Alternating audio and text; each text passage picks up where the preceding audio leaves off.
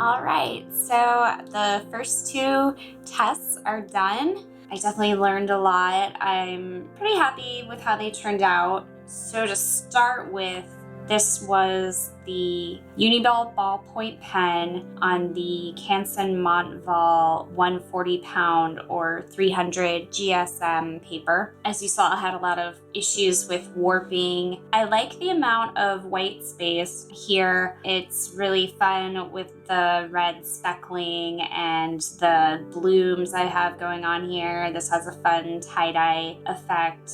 Now, I was quite frustrated with this 300 pound or 600 GSM paper. A lot of artists say, oh, I hated stretching my paper, so I switched using 300 pound papers because it just lays flat no matter how much water you put on it. And that was not true for me. I guess I use way more water than other watercolorists because this just kept bending and warping. Putting the wet towel underneath definitely helped it stay flat, but I think in the future I'm just going to stretch the paper. Unfortunately, I couldn't stretch this paper or even tape it down because this paper was actually an experiment with tearing decal edges.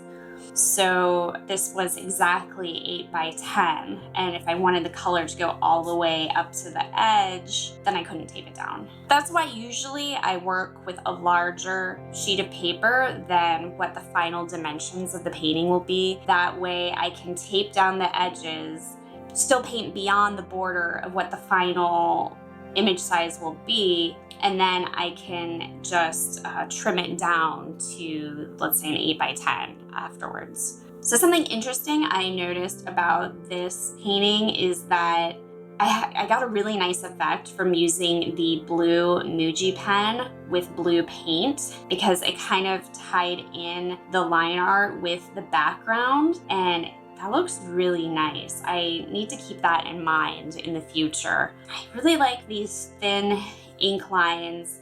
Over the years, I've always switched between thick lines or thin lines, and I have trouble deciding which I like best, but I guess I am leaning more towards thin lines. Now these white spots here, I actually saw them forming. I could have intervened by patting it down with a paper towel to kind of blend it out, or I could have re-wet the entire area to help it dry more evenly, but I thought it was looking kind of interesting, so I let it just go. And in the end, I thought that's like a kind of nice effect. It looks like, I don't know, like this is some kind of antique paper that is starting to degrade. That's kind of cool. So sometimes it's fun to just let things dry as is and see where the paint takes you.